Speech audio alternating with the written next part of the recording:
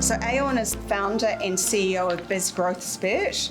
He's an experienced monetization strategy and growth consultant with significant success in unlocking profit and growth potential through value innovation, positioning, packaging, and implementing optimal pricing strategies. So he's got 2 decades of business leadership experience within the corporate sector and has worked in the UK, Australia and New Zealand with brands such as Westpac, Trade Me, Hoyts and Equifax. So now Ayon's working with CEOs and business owners and senior execs in mid-sized disruptive growth companies to assist them with finding and monetizing their competitive advantage. So over to you, Ayon. Thanks, Amanda.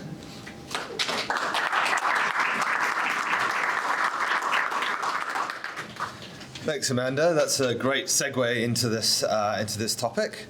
I'm delighted to have this opportunity to talk to you today about the importance of monetization and pricing power, and how getting this right can help facilitate future product development and generate sustainable cash flow for your business.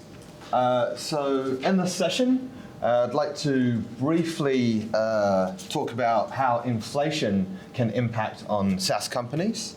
We'll also explore how a lack of monetization limits cash flow generation and also valuation potential. We'll also I'll show a pricing power scale to you that applies in any market. And then introduce a monetization and growth framework that will help to level up your pricing power and fuel the next stage of growth. And then I'll explain how value selling is fundamental to improving pricing power. So let's jump into it. Inflation is a hot topic right now, and as most of you will have seen in the news, inflation in New Zealand has hit a 32-year high of 7.3% year-on-year increase. So what does it mean for SaaS companies? Well, the beauty of SaaS company is that you do not have substantial supply chain costs and cost of goods sold in the same way that traditional businesses do. However, SaaS companies are still susceptible to product development costs, sales and marketing costs, wage increases, all of which have gone up recently, particularly in light of current labor shortages. Not monetizing effectively in an inflationary environment will erode profit margins and cash flow, hindering scalability. It is totally acceptable to raise prices more than once a year, so long as it aligns with your customer's perception of value.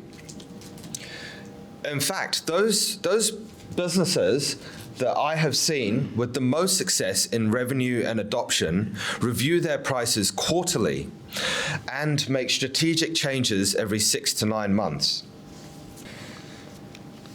Now, monetization provides resilience to inflation, as we saw in the last slide, and generates sustainable cash flow to fuel the next stage of growth. But it's also important for funding as well, for creating funding opportunities.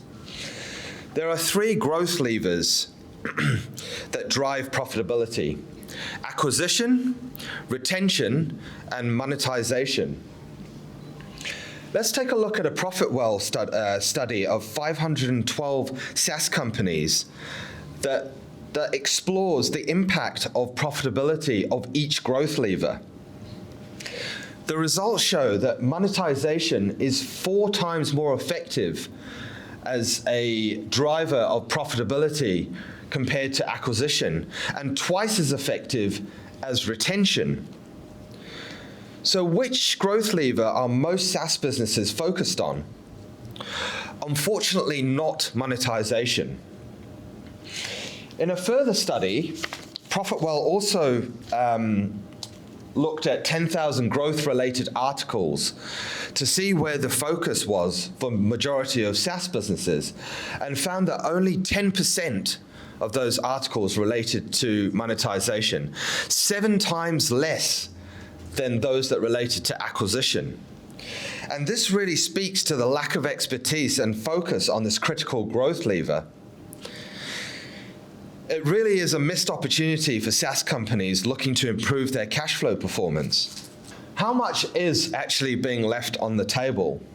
To answer that question, Blue Ridge Partners surveyed 112 SaaS pricing leaders across US and Europe and found that 85% of SaaS companies did not raise prices during the recent inflationary spike.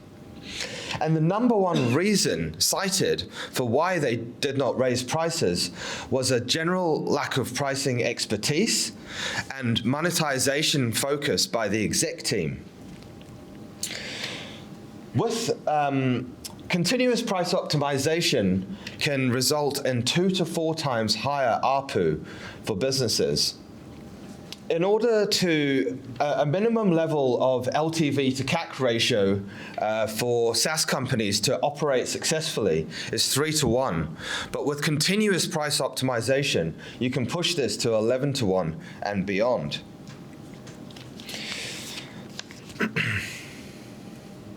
So a major concern for most companies when they're raising prices is a fear of losing customers. But is this fear founded? Let's take a look at those businesses that had raised prices to see what the negative customer reaction was. So these are price increases from 3% right the way through to 15%. And the bars here represent the level of customer reaction, from 1 being the most severe to 5 being minimal or no reaction at all.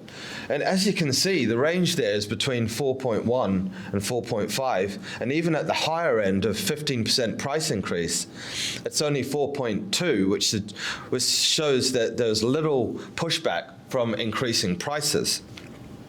And this is because the price increase just captures some of the money being left on the table due to unrealized value.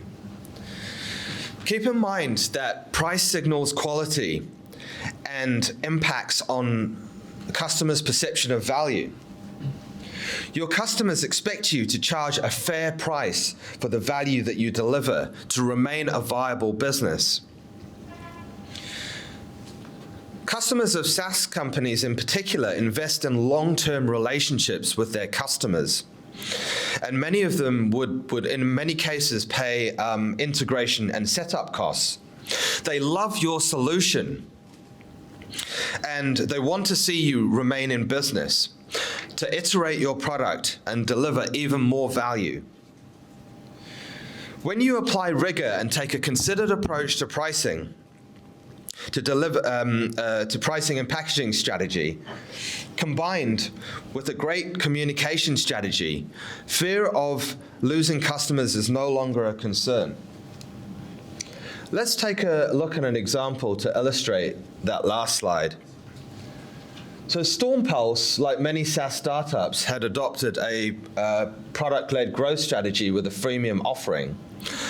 But they started out pricing to cater for all customers, even though their B2B customers were willing to pay significantly more. Their freemium customers were expecting high levels of support, but not generating any revenue for the business. So essentially, StormPulse were leaving massive amounts of money on the table. They were struggling to pay their bills and improve the product and support their high-end customers. So in 2011, they performed a value assessment across all of their customer segments from low-end to high-end. They raised their prices tenfold as a result of the assessment. They removed their freemium offering and introduced 2 more premium tiers. By focusing on serving their ideal client, which was enterprise customers, the enterprise customers were happier, but they also made more money from fewer customers, and they were profitable less than a year later. Now, even SaaS heavyweights such as Dropbox and Evernote struggle with paid conversion. So consider how high the freemium mountain is to climb over before you introduce it to all of your customers. Software is an experience-driven product, but there are alternatives to freemium, such as free trial. One of the major contributors to successful monetization is the level of pricing power that exists within an organization. Pricing power is a company's ability to raise prices without losing customers or seeing a drop in demand. Or put another way, a company's ability to charge the price that it deserves for the value that it delivers. Pricing power generates more revenue, which in turn drives more profitability and cash flow. But it is also one of the most important considerations when it comes to funding and valuations. In any market, we see 4 levels of pricing power: cost chaser, market pricer, value conqueror, and price optimizer. As a cost chaser, perhaps you're calculating your costs and you're adding a margin. Or if you are a market pricer, then you're looking at your competitors' prices and charging similarly. Perhaps you're just going with your gut. Both of these approaches can be profitable, but both of them leave money on the table because neither of them consider differential value or willingness to pay. Now, operating at a level 3 or 4 does not mean ignoring your costs or competitors' pricing, but rather that it's a benchmark for prices that you can set based on segment value and willingness to pay. So let's take a moment to evaluate where you sit on the pricing power scale. I would like to think that there are very few SaaS companies that are sitting at the cost chaser level. But many companies struggle to move beyond market pricer level without seeking pricing expertise. Here is a monetization and growth framework that successful SaaS companies adopt to realize their pricing power. It is made up of 3 core strategies: packaging, which is what your customer gets; positioning, which is why your customers pay; and pricing, which is what your customers pay. There are 4 key pillars of the process that we take all of our SaaS clients through in order to level up their pricing power. The first is identify. Identify who your target segments and buyer personas are based on product use cases. There are 2 forms of SaaS monetization, and I recommend leveraging both. The first is feature differentiation, which is how you package features based on the needs of your buyer personas. The second is value metric, which is essentially the mechanism by which you generate revenue from your customers and deliver value to your customers. Value metrics can be user-based, such as Salesforce, or they can be usage-based, such as Wistia, who charge based on the number of videos, or HubSpot, who charge based on number of contacts. But whichever value metric you choose, apply this 4-part test. Does it align with your customer's needs? Does it scale with your customer? It should not discourage more use of your product, and it should be easy to understand and measure. The second pillar is to quantify value. When you're building a packaging strategy, it's essential that you create a pathway to upgrade that scales with your customer. Think about what compelling event triggers an upgrade. Next, quantify value, whether that's revenue generated, cost savings, risk reduction. It could be qualitative, such as relationship value or emotional value, which is much harder to measure. But try wherever possible to quantify. As I mentioned before, build packages that align with your customers, with your buyer persona's growth journey. And then pricing psychology tactics can help to influence value perception and purchase decisions. The third pillar is how you communicate and position value to your customers. A common misconception is that simply listing features on a product or pricing page is sufficient for customers to self-select the package designed for their buyer persona. You need to clearly articulate what the value and the customer ROI is for each option. Keep in mind that perceived value is the only value that matters when it comes to willingness to pay for goods and services. You can improve perceived value through your value messaging and customer interactions, and of course, differential value selling. I'll briefly just touch on 3 things that you need to know about differential value selling.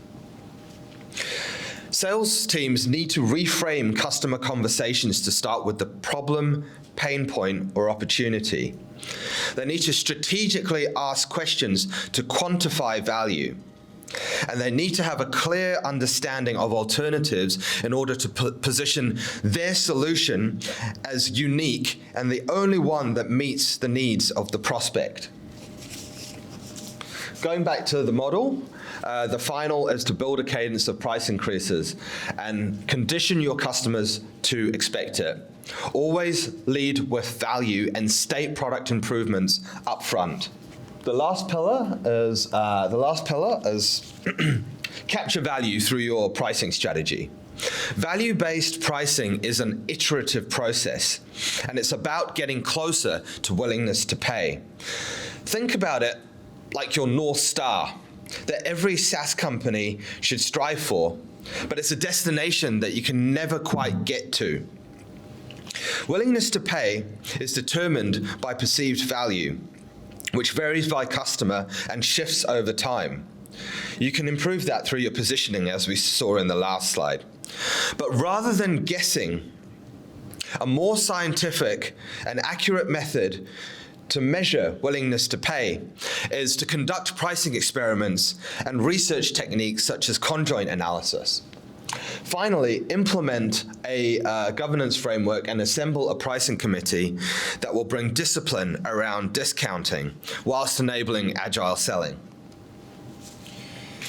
So just in conclusion, it's not about coming up with the perfect value-based price, as every customer has a different willingness to pay, but rather about putting continuous price optimization processes in place that will get you closer. The biggest challenge for SaaS companies and for every company is not knowing how much money is being left on the table until they know how to measure it. Thanks for being a great audience, and I hope this was insightful. Now go forth and conquer value.